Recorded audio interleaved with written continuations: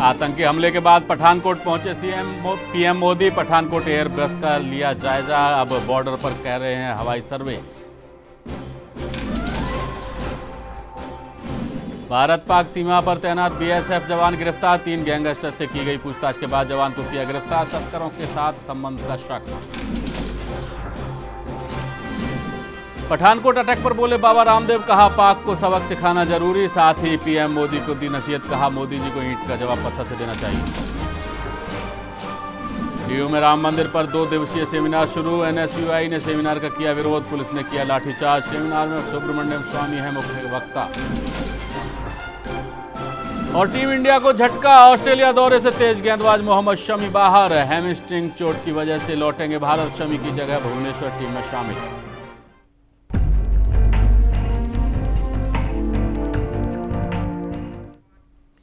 नमस्कार, आप देख रहे हैं A to Z न्यूज और मैं हूं हीरेंद्र राठौड़। हाजिर हूं अपनी खास पेशकश मार्केट पल्स को लेकर। आज हम बात करेंगे बीते सप्ताह हाजिर और वायदा व्यापार में रही उठापटक की। साथ ही बात करेंगे जिंसों और सोना चांदी बाजार की। किस व्यापार में रही तेजी और कौन सी जिंसों ने झेली मंदी की मार। शेयर बाजार का क्या रहा हाल और निफ्टी व सेंसेक्स की कैसी रही चाल। और इस पूरी चर्चा में हमारे साथ बातचीत के लिए स्टूडियो में मौजूद हैं मार्केट एक्सपर्ट लक्ष्य अरोड़ा। तो आइए शुरू करते हैं मार्केट पल्स।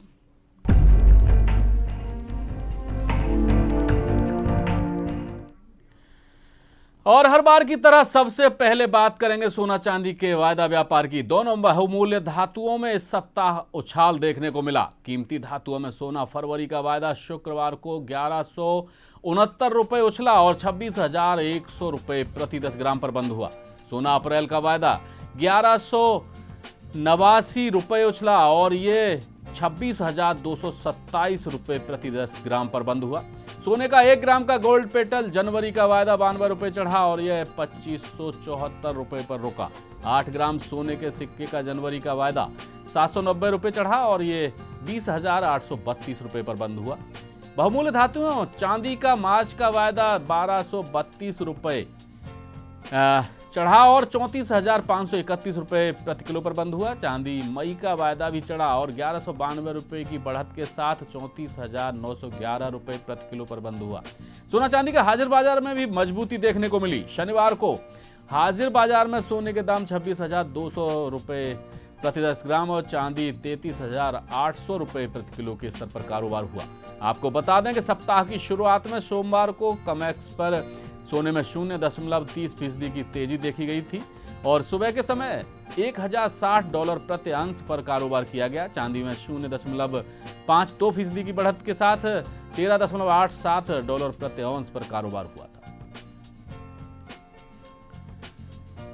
और बात करेंगे लक्ष्य, आपसे जानना चाहेंगे कि कहीं ना कहीं सोना और चांदी के हाजिर और वायदा दोनों व्यापार में कहीं बढ़त देखने को मिली है, तो क्या माना जाए? ये ऐसा पहला सप्ताह है कि हाजिर और वायदा दोनों व्यापार में सोना और चांदी को बढ़त देखने को मिली है, क्या माना जाए? इस हफ्ते जो डिमांड रही है ग्लोबली भी इसकी जो डिमांड है वो इंक्रीज हुई है। लगभग गोल्ड में भी 1.5% की डिलीवरी अब उठनी स्टार्ट हो गई है। जो पर मंथ के हिसाब से डिलीवरी होती है उसके अंदर इंक्रीज हुआ है। और सिल्वर में भी लगभग 2% की डिलीवरी उठनी स्टार्ट हुई है। उससे ये फायदा हुआ है कि गोल्ड में, इसका मतलब गोल्ड सिल्वर में, बुलियंस में डिमांड जो है वो धीरे धीरे इंक्रीज हो रही है जी। और अब लैटिन अमेरिका से भी डिमांड आ रही है इंडिया में गोल्ड के लिए, तो इससे ये फायदा होगा हमारे को। गोल्ड में गोल्ड सिल्वर अब बुलियन हो रहे हैं और ग्लोबली भी फायदा होगा जी। और सबसे बड़े फायदा जो जी बिल्कुल, सोना और चांदी का जो वायदा कारोबार है उसमें कहीं ना कहीं बढ़त देखने को मिली है। लक्ष्य, शायद आप यही कहना चाह रहे हैं कि आने वाले दिनों में शायद इस चाहे हाजिर की बात हो या वायदा की बाजार हो, मजबूती देखने को मिल सकती है। अब मजबूती देखने को मिल सकती है। अब 26,000 की भी क्लोजिंग दे रहा है गोल्ड, तो अब इसमें तेजी देखने को मिलेगी। लगभग 500 से 600 पॉइंट की भी तेजी देखने को मिल सकती है अगले हफ्ते। और जो पिछले हफ्ते भी तेजी धीरे धीरे बढ़ रही है, इसका मतलब जो उसका निचला स्तर है वो सपोर्ट पकड़ के अब तेजी दिखाई दे रही है उसके अंदर जी। ऐसी इसी बात में सिल्वर में भी तेजी दिखाई दे रही है। उसने 3300 का सपोर्ट पकड़ लिया। सपोर्ट पकड़ लिया है। जी हाँ, बेस मेटल सेगमेंट में सोना चांदी के मुकाबले एक बार फिर गिरावट देखने को मिली है। कॉपर फरवरी का वायदा 14 रुपये 70 पैसे घटकर 300 रुपये 80 पैसे पर बंद हुआ। निकल जनवरी का वायदा 19 रुपये 10 पैसे घटकर 562 रुपये 90 पैसे पर बंद हुआ। इसी तरह एल्युमिनियम का जनवरी का वायदा 1 रुपये 65 पैसे गिरा और 98 रुपये 50 पैसे पर बंद हुआ है। शीशा जनवरी का वायदा 7 रुपये 85 पैसे घटकर 110 रुपये 20 पैसे और जिंक का जनवरी का वायदा 6 रुपये 70 पैसे गिरते हुए 99 रुपये 45 पैसे प्रति किलो पर बंद हुआ है। तो फिलहाल मिला जुला असर देखने को मिला है मेटल सेगमेंट में। लक्ष्य क्या माना जाए कि एक आइटम अगर कॉपर की बात करें तो कॉपर में गिरावट देखने को मिली है और इसके साथ साथ दूसरे अगर देखने को उसकी बेस मेटल्स की बात करें तो किसी में बढ़त है, किसी में गिरावट देखने को मिल रही है। क्या लगता है कि अभी जो बेस मेटल्स हैं इनमें इनके अभी जो अच्छे दिन की बात करते हैं तो वो अभी आने शायद शुरू हो सकते हैं, लेकिन फिलहाल नहीं आए। अभी इसके अंदर बाकी है। अभी लगभग 10 पॉइंट कॉपर गिरने के चांसेस है। लगभग 280 के आसपास कॉपर आएगा जी। निकल में भी लगभग 50 पॉइंट की गिरावट देखी जा सकती है। उसके बाद एक स्तर, एक सपोर्ट आ जाएगा। उसके बाद एक ट्रेंड डिसाइड होगा कि बेस मेटल में क्या होगा। अभी चाइना में भी थोड़ी डिमांड कम है, इसी वजह से जो बाजार है बेस मेटल्स का टूट रहा है। चाहे हम LME की बात करें, जो लंदन का मेटल एक्सचेंज है उसमें भी धीरे धीरे गिरावट देखने को मिल रही है। अगर उसमें एक स्तर आ जाएगा, उसकी डिमांड सप्लाई में एक गैप खत्म हो जाएगा, उसके बाद इसके अंदर एक तेजी देखने को मिलेगी और लगभग मार्च तक ऐसा ही रहेगा ट्रेंड। मार्च के बाद नए साल में कुछ फाइनेंशियल ईयर में कुछ डिमांड दिखने को मिल सकती है। जी बिल्कुल। मेटल सेगमेंट की बात करें तो अगर फाइनेंशियल ईयर अगर नया शुरू होगा तो तब तक शायद इसमें मांग शुरू हो सकती है और इसकी कीमतों में भी बढ़त देखने को मिल सकती है। फिलहाल हमारी इस खास पेशकश में वक्त है छोटे से ब्रेक का। ब्रेक के बाद भी चर्चा जारी रहेगी। आप बने रहिए A to Z न्यूज़ के साथ।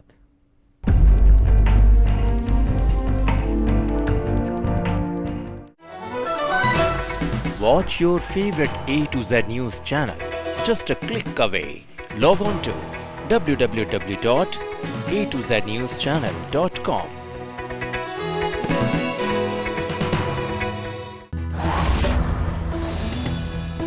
नई उम्मीद, नया जोश, जोश मोबाइल।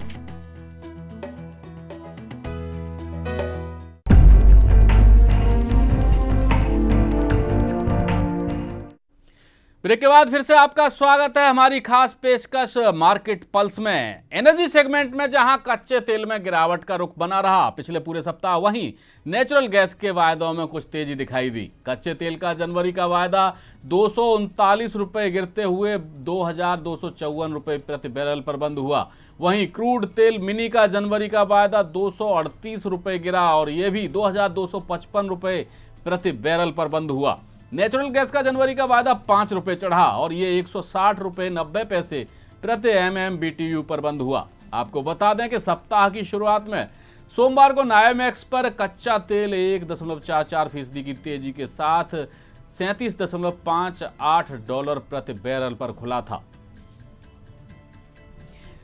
लक्ष्य अगर बात करें एनर्जी सेगमेंट की तो कच्चा तेल में गिरावट का रुख बना हुआ है। हालांकि सोमवार को जब सप्ताह शुरू हुआ था, मार्केट खुला था, तो तब कुछ इसमें बढ़त देखने को मिली थी, लेकिन जैसे ही बाजार शुक्रवार को बंद हुआ है इसमें गिरावट देखने को मिली है। वहीं नेचुरल गैस में के जो वायदा सौदे हैं उनमें कहीं ना कहीं महंगाई यानी कि कीमतें बढ़ती दिखाई दे रही हैं।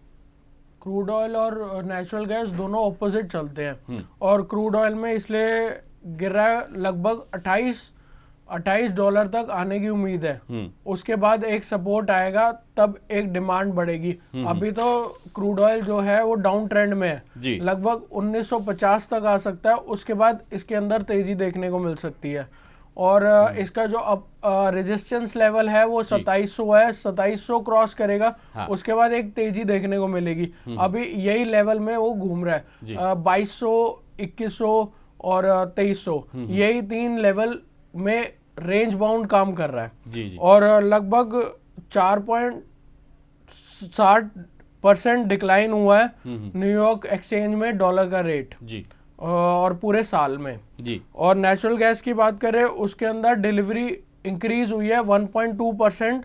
और अभी भी जो डिमांड है वो बढ़ रही है और सप्लाई उतनी है नहीं, तो इसलिए ये प्राइसेस इंक्रीज हो रहे हैं और आगे भी उम्मीद है कि ये इंक्रीज ही होंगे। यानी कि माना जाए कि नेचुरल गैस में जो दाम है वो आगे बढ़ने वाले हैं। अब जो एक लेवल आना था वो आ चुका है और उससे नीचे नेचुरल गैस के कम से कम दाम नहीं जाएंगे, यही कहना है आपका? हाँ जी, बिल्कुल जी। यानी कि माना जा सकता है कि नेचुरल गैस और कच्चे तेल का जो वायदा है वो फिलहाल करीब करीब एक ऐसे लेवल पर आकर के रुका हुआ है। क्या माना जाए लक्ष्य के ये जो कच्चा तेल है अभी और गिरावट का रुख देख सकता है? हाँ, अभी थोड़ा सा और गिरावट देखने को मिल सकती है, लगभग 1950 तक। 1950 एक स्ट्रॉन्ग सपोर्ट है। उसके बाद अगर गिरता है तो अगला लेवल 1650 है। और इससे हमारे को बहुत फायदा होगा क्योंकि हम सबसे बड़े इंपोर्टर हैं क्रूड ऑयल के। इससे हमारी डेवलपमेंट इंक्रीज होगी।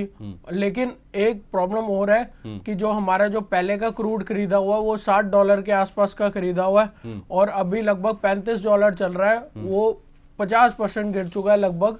तो ये प्रॉब्लम आ रही है और अगला जो लॉट होगा वो $28 के आसपास परचेजिंग बनती है। यानी कि आने वाले दिनों में कहीं ना कहीं उपभोक्ताओं को भी इसका लाभ मिल सकता है। और एग्रीकल्चर की बात करेंगे, कृषि कमोडिटीज में बीते सप्ताह मिला जुला रुख देखने को रहा है। और कॉटन जनवरी का वायदा 170 रुपये चढ़ा और 16,350 रुपये प्रति बेल्स पर बंद हुआ। सीपीओ जनवरी का वायदा 2 रुपये 20 पैसे चढ़ा और 413 रुपये 20 पैसे प्रति 10 किलो पर बंद हुआ है। इलायची की बात करें तो जनवरी का वायदा 72 रुपये 20 पैसे उछला और ये 833 रुपये 30 पैसे पर बंद हुआ है। वहीं मेंथा तेल का जनवरी का वायदा 24 रुपये 40 पैसे गिरा है और 827 रुपये प्रति किलो पर बंद हुआ है। यानी कि कृषि कमोडिटीज़ में मिला जुला रुख देखने को मिला है। हालांकि कपास की कीमतें जरूर बढ़ी हैं। हल्दी और धनिया और ज़ीरा तीनों जो जिनसे हैं ये करीब करीब एक लेवल पर आकर के ठहरे हुए हैं। इनमें कुछ ज़्यादा बहुत उठापटक देखने को नहीं मिली है। लक्ष्य क्या माना जाए कि जो कृषि कमोडिटीज़ हैं उनका कैसा लगता है? पूरा सप्ताह कैसा रहा है? आने वाले सप्ताह की भी बात करेंगे, कैसा रहेगा? पिछले हफ्ते तो मिला जुला ट्रेंड रहा है, कुछ चढ़ी हैं कुछ गिरी हैं। जैसे सोयाबीन चढ़ा है और चावल के प्राइसेस घटे हैं, तो एक रेंज बाउंड में काम किया है। कई एग्री कमोडिटीज बढ़ी है, कई एग्री कमोडिटीज घटी है और आने वाला जो ट्रेंड है वो महंगाई दर इंक्रीज कर सकता है एग्री कमोडिटी में, क्योंकि इसका मेन रीजन है अनसीजनल रेनफॉल नहीं आई हुई, मतलब अनइवन है और जो क्रॉप भी डैमेज हो रही है। और जो सीपीआई का डाटा है वो भी उम्मीद किया जा रहा है कि 6% तक आ जाएगा और फेब तक। और जो IFC है वो इन्वेस्ट करेगा लगभग $100 मिलियन इन इंडिया इन्वेस्ट करेगा ताकि वो प्रोडक्शन है जो वो इंक्रीज हो जाए एग्रीकल्चर की और प्राइसेस एक स्टेबल मोड में आ जाए जी। और जैसे हम कॉटन की बात करें उसके अंदर पाकिस्तान के अंदर जो है वो प्रोडक्शन डिक्रीज हो गई है, 17 साल के सबसे लोअर पोजीशन पे आ गई है और जो उसका इंपोर्ट है वो 33.5% डिक्रीज हो गया जी। यानी इंपोर्ट तो बढ़ा है, इंपोर्ट घटा है। अच्छा जी, इंपोर्ट घटा है 33.5% और इसी वजह से जो कॉटन की प्रोडक्शन है वो डिक्रीज हो गई है। चलिए और कार्यक्रम को आगे बढ़ाते हैं। करेंसी की बात करेंगे तो करेंसी में बीते सप्ताह की शुरुआत में सोमवार को डॉलर के मुकाबले भारतीय रुपये में गिरावट देखने को मिली है। डॉलर के मुकाबले रुपया 12 पैसे की गिरावट के साथ 66.25 पर खुला था। सोमवार की बात कर रहे हैं हम और आपको बता दें कि शुक्रवार को रुपया 66.13 के स्तर पर बंद हुआ है। शुक्रवार को करेंसी मार्केट के बंद होने के समय तक यूरो में 2.10 की बढ़त देखने को मिली है। वहीं अमेरिकी डॉलर रेंज बाउंड चला है, यानी कि कहा जा सकता है कि करेंसी बाजार में इस सप्ताह ज़्यादा उठापटक देखने को नहीं मिली है। लक्ष्य, करेंसी बाजार करीब करीब ठहरा हुआ है, क्या कहना है आपका? जो करेंसी बाजार है डॉलर में हम देखा जाए तो 2 दिन बढ़ा है, उसके बाद गिरावट देखने को मिली है, तो वो रेंज बाउंड है। उसके अंदर लेवल्स बनते हैं 66 के लगातार 67, मतलब वो 1 रुपए के मूवमेंट पे ही चल रहा है। उसी के अंदर रेंज डिसाइड कर लिया उसने। और इंटरनेशनल डॉलर इंडेक्स की बात करें तो उसके अंदर 97-100 उसी के रेंज में काम कर रहा है। वो 97 जाता है, फिर वो इंक्रीज हो जाता है 100 तक। उसी तरीके से जीबीपी की बात करें, उसमें एक डाउन ट्रेंड देखने को मिला है। लगभग 2 पॉइंट का गिरावट देखने को मिली है उसके अंदर, 1.2 पॉइंट की गिरावट देखने को मिली है इस हफ्ते। पहले तो वो चढ़ा, लेकिन उसके बाद वो सस्टेन नहीं कर पाया, उसके बाद उसके अंदर गिरावट आ गई। फिर यूरो की बात करें, यूरो में एक तेजी देखने को मिली है, क्योंकि मंडे को जो था वो इंटरनेशनल इंडेक्स उसका बढ़ा हुआ था। डेक्स जो उसके इंडेक्सेस हैं वो उसके अंदर एक इंक्रीज देखने को मिला। लेकिन अगर इंटरनेशनल करेंसी में ज्यादा मूवमेंट का मेन कारण है कि इसके अंदर ग्लोबल मंदी, अभी इसके अंदर इतनी स्पेकुलेशन नहीं हो रही, और आरबीआई भी एक रेंज में काम कर रहा है इसके अंदर, डॉलर के अंदर अगेंस्ट रुपीस। जी बिल्कुल, यानी कि करेंसी मार्केट में फिलहाल ऐसी ज़्यादा उठापटक देखने को नहीं मिली है बीते सप्ताह में, और उम्मीद की जा रही है कि अगले सप्ताह में भी करेंसी बाजार में बहुत ज़्यादा उतार चढ़ाव शायद देखने को नहीं मिलेगा। फिलहाल हमारी इस खास पेशकश में वक्त है छोटे से ब्रेक का। ब्रेक के बाद भी चर्चा जारी रहेगी। आप बने रहिए A to Z न्यूज़ के साथ।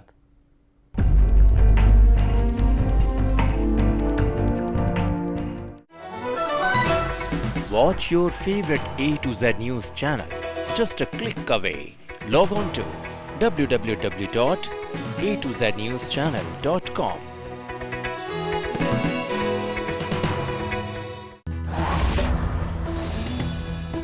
नई उम्मीद, नया जोश, जोश मोबाइल।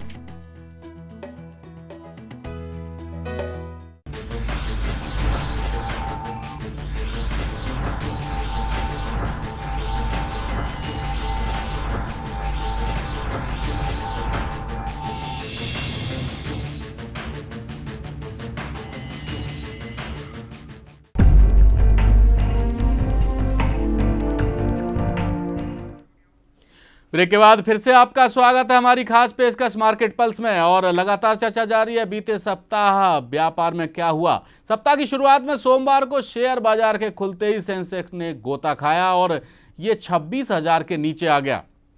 सेंसेक्स में गिरावट यही नहीं रुकी और दोपहर 11:50 यानी 12 बजे के आसपास ये 451.22 अंकों की गिरावट के साथ 25,709.22 अंक के स्तर पर आ गया था। इसमें 1.72% की गिरावट दर्ज की गई। वहीं निफ्टी ने 142 अंकों का गोता खाया और ये गिरकर 7,821.90 अंक तक पहुंच गया था। सप्ताह के पहले कारोबारी दिन सोमवार को सेंसेक्स 160 अंकों की गिरावट के साथ 25,992.77 अंक पर खुला था। दूसरी ओर निफ्टी भी 49.30 अंकों की गिरावट के साथ 7,911 अंक के स्तर पर खुला था। शुक्रवार के मुकाबले सोमवार को सेंसेक्स में करीब 450 अंकों की गिरावट देखने को मिली। वहीं निफ्टी भी 7,900 अंक के नीचे आ गया। वहीं इस शुक्रवार को, जो बीता शुक्रवार है यानी कि कल, इसमें सेंसेक्स 24,934.33 के अंक पर बंद हुआ और इसमें 82.50 अंकों की बढ़त देखने को मिली। वहीं निफ्टी में भी 33.05 अंकों की बढ़त हुई और 7,601.35 अंक के स्तर पर बंद हुआ। एसकेएस माइक्रो, टाटा स्टील जैसे शेयर्स में बढ़त देखने को मिली। लक्ष्य, ओवरऑल अगर हम बात करेंगे इस शेयर मार्केट की पिछले पूरे सप्ताह की, तो सोमवार को बड़ा गोता खाया था करीब शेयर बाजार ने, लेकिन उसके बाद शायद कुछ चीज़ें संभली। लेकिन उसके बावजूद निफ्टी और सेंसेक्स में तो बढ़त देखने को मिली शुक्रवार को, लेकिन ज़्यादातर शेयर्स में गिरावट देखने को मिली है। हालांकि हम उन शेयर्स की बात बाद में करेंगे जहां जो गिरावट हुई है। अभी फिलहाल हम बात करेंगे कि कुछ शेयर्स बढ़े हैं। अगर हम निफ्टी की बात करें, निफ्टी में इस हफ्ते पूरे हफ्ते गिरावट देखने को मिली है। लगभग 400 पॉइंट की गिरावट देखने को मिली है और लगभग सेंसेक्स में 1000 पॉइंट की गिरावट देखने को मिली है। और निफ्टी में कुछ शेयर्स में तेजी देखने को मिली, बाकियों में गिरावट देखने को मिली। जैसे टाटा स्टील है, टाटा स्टील में गिरावट देखने को नहीं मिली, उसके अंदर रिवर्स ट्रेंड बना और उसने सपोर्ट पकड़ा 250 का और अब लगभग 280 रुपए चल रहा है जी। और उसी तरीके से हम एसकेएस माइक्रो की बात करें, एसकेएस माइक्रो को एक कॉन्ट्रैक्ट मिला, उस वजह से इसके अंदर लगभग 25 पॉइंट की तेजी देखने को मिली जी। और जो बैंकिंग सेक्टर माने, बैंकिंग सेक्टर में डिक्लाइन देखने को मिला, लगभग 400 पॉइंट की गिरावट देखने को मिली इंडेक्सेस में जी। और अगर हम बात करें ओवरऑल ट्रेंड की, अभी एक 7500 का सपोर्ट है, अगर सपोर्ट पकड़ता है तो एक रिवर्सल देखने को मिल सकता है करीब करीब 200 पॉइंट का। अगर जिस दिन 7500 के नीचे क्लोजिंग दे दी जी। उसके बाद अभी भी गिरावट आ सकती है लगभग 7000 तक, यानी 7000 तक गिरावट देखने को मिल सकती है आने वाले दिनों में, अगर ऐसा संभावना होती है, आशंका बनती है तब। वहीं सेंसेक्स और निफ्टी में बढ़त के बावजूद बकार्ड pharma, Maruti Cipla, Auro Pharma, Tata Motors, Ashok Leyland, Medanta, Sintex, PNB, Axis Bank, ICICI Bank सहित कई शेयर्स में अच्छी गिरावट भी देखने को मिली है। लक्ष्य, एक तरफ सेंसेक्स और वो निफ्टी हैं, वो शुक्रवार को बढ़त के साथ बंद होते हैं, लेकिन बहुत सारे शेयर्स में गिरावट देखने को मिली है और जो पिछला लंबा टाइम गिरावट का ही रहा है। क्या माना जाए कि नए साल में भी शेयर बाजार अभी संभल नहीं पा रहा है? अभी लगभग 3 महीने लगेंगे स्टेबल होने में मार्केट को और अभी भी शेयर्स में थोड़ी बहुत गिरावट देखने को मिल सकती है। और अगर हम बैंकिंग सेक्टर की बात करें तो इस टाइम सबसे निचले स्तर पे है, तो हर डिप पे बाय करने की कोशिश करें, क्योंकि जो बैंकिंग सेक्टर होता है वो हमेशा से ब्लू चिप रहा है। चाहे हम पीएनबी की बात करें, एक्सिस बैंक की बात करें, आईसीआईसीआई बैंक की बात करें, इसके अंदर वो सबसे निचले स्तर पे खड़ा है और अगर ये लेवल तोड़ता है तो इसमें भी काफी ज्यादा गिरावट देखने को मिल सकती है। लेकिन अब ये ब्लू चिप शेयर्स है तो आप हर लेवल पे, हर डिक्लाइन पे आप बाय कर सकते हैं, उससे ये फायदा होगा कि आपका जो पोर्टफोलियो है वो सेफ रहेगा। जी बिल्कुल। लक्ष्य, क्या माना जाए कि मिड कैप या स्मॉल कैप, कौन से सेक्टर में आगे आने वाले दिनों में गिरावट देखने को मिल सकती है? अभी मिड कैप में तो गिरावट देखने को नहीं मिलेगी और थोड़ी बहुत गिरावट देखने को मिल सकती है, तो बैंकिंग सेक्टर में थोड़ी बहुत देखने को मिल सकती है। बाकी ओवरऑल जो सेक्टर्स हैं वो स्ट्रांग है। सबसे स्ट्रांग सेक्टर है वो फार्मा सेक्टर, उसमें जो स्मॉल है, मिड कैप है, जो सारे सेक्टर के स्मॉल शेयर्स भी हैं, बड़े शेयर्स भी हैं, उसके अंदर एक तेजी देखने को मिल रही है फार्मा सेक्टर के। और चाहे हम मॉर्पेन लैब की बात करें, चाहे हम कैडिला की बात करें, चाहे हम वोकार्ड फार्मा की बात करें, या जो भी है उसके अंदर एक गिरावट देखने को जरूर मिल रही है, लेकिन उसके अंदर एक रिवर्सल बहुत अच्छा है और बाइंग आ सकती है। यानी कि आने वाले दिनों में इन शेयर्स की अच्छे दिन आ सकते हैं और लोग इन्वेस्टमेंट कर सकते हैं। इस सप्ताह की खास बात यह रही कि चाइना के शेयर बाजार में सर्किट लगाना पड़ा। चीनी मुद्रा यानी कि येन की कीमत खासी गिरावट देखने को मिली। इससे चाइनीज मार्केट अभी उबर नहीं पाया है। लक्ष्य, चाइनीज मार्केट की बहुत ज़्यादा चर्चा रही इस सप्ताह और कहीं ना कहीं 2 दिन शायद संकट रहा। ये एक दिन तो बहुत ज़्यादा सर्किट लगाना पड़ा। क्या है पूरा मामला? थर्सडे को एक डाउन ट्रेंड बना था, सुबह 7:30 बजे मार्केट खुलती है चाइना की, उसके अंदर आधे घंटे के अंदर ही भीतर ही सर्किट लग गया 7% का और लगातार FIIs हर तरफ सेलिंग कर रहे हैं और इसके अंदर 7% का सर्किट आधे घंटे के लगा और CSI 300 स्टॉक इंडेक्स है उसके अंदर 5% का लगा और हर स्टॉक में लगभग 12% की एक डाउन ट्रेंड देखा गया, सब में सर्किट लगा। और अभी भी वर्ल्ड मार्केट जो है वो अभी स्ट्रांग नहीं है, थोड़ी सी और गिरावट आने की उम्मीद है। और येन की बात करें तो येन जो है 6% अगस्त से अभी तक इतना डाउन आ चुका है जी, मार्केट के सर्कमस्टांसेस की वजह से। जी, क्या भारतीय बाजार पे भी इसका असर पड़ा है? भारतीय बाजार पे अभी इतना ज्यादा असर नहीं पड़ रहा और लगभग चाइना में भी एक और सर्किट लग सकता है और उसके बाद एक स्टेबिलिटी आएगी और एक रिवर्सल ट्रेंड बनेगा। तो जो भारतीय मार्केट है वो भी अभी सपोर्ट पे ही खड़ा है, अगर सपोर्ट के नीचे आता तो ऑटोमेटिकली डाउन ट्रेंड बन जाएगा। और अभी जो टोटली मार्केट बेस चल रहा है वो टेक्निकल बेस चल रहा है, फंडामेंटल कम चल रहा है। जी बिल्कुल, टेक्निकली बेस चल रहा है, फंडामेंटली कम चल रहा है, मार्केट के ये ट्रेंड है। और लक्ष्य, आप हमारे इस खास पेशकश में शामिल हुए, आपका बहुत बहुत शुक्रिया। और यानी कि कहा जा सकता है कि आने वाले दिनों में शेयर मार्केट में उछाल भी देखने को मिल सकता है, जिस तरीके के मार्केट एक्सपर्ट हमारे बता रहे हैं। और हमारी आज की इस खास पेशकश में बस इतना ही। देश और दुनिया की खबरों के लिए आप देखते रहिए A to Z news. Hirendra Rathore को दीजिए इजाजत। नमस्कार।